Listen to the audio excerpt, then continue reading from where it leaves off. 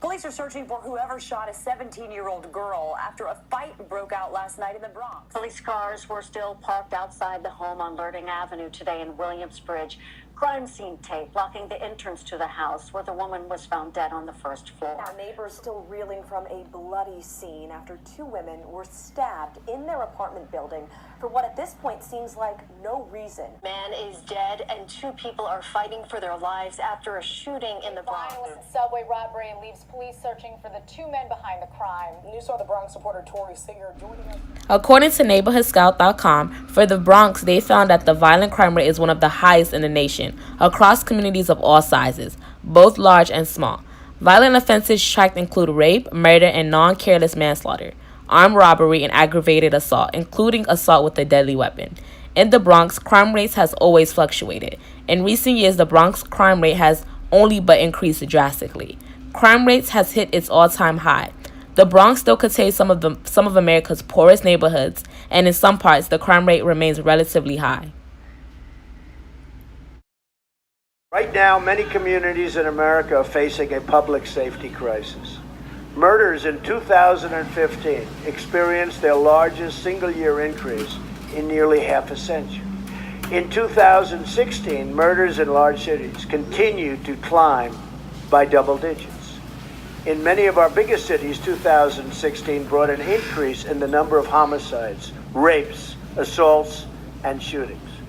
In Chicago, more than 4,000 people were shot last year alone, and the rate so far this year has been even higher. We cannot allow this to continue. We've allowed too many young lives, too many neighborhoods to be crippled by violence and fear. 60% of murder victims under the age of 22 are African American. This is a national tragedy, and it requires national action. This violence must end, and we must all work together to end it.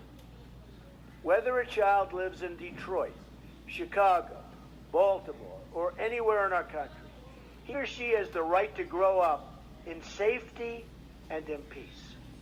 No one in America should be punished because of the city where he or she is born. Every child in America should be able to play outside without fear, walk home without danger, and attend a school without being worried about drugs or gangs or violence. So many lives and so many people have been cut short. Their potential, their life has been cut short. On June 20th, Lisandro Guzman Feliz was brutally stabbed to death by 5 local gang members. His death caused public outrage and brought extreme attention to crime in the Bronx. The tragic death of Junior led to the protesting and the unification of the people, not only of the Bronx, but the entire nation. The hashtag Justice for Junior was being used as a way to bring awareness to the ongoing violence.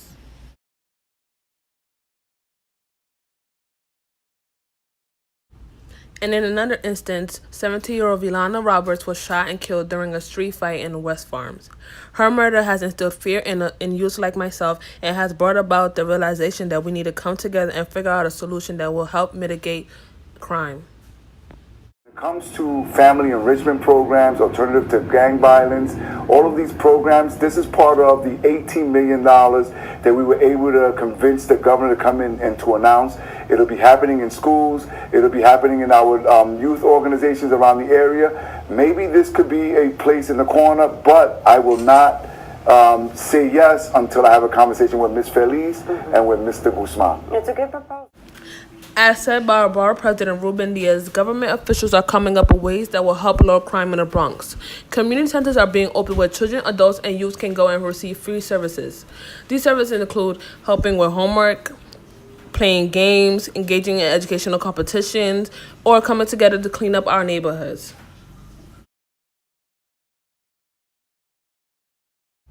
In addition to community centers, police are being placed in neighborhoods on watch out.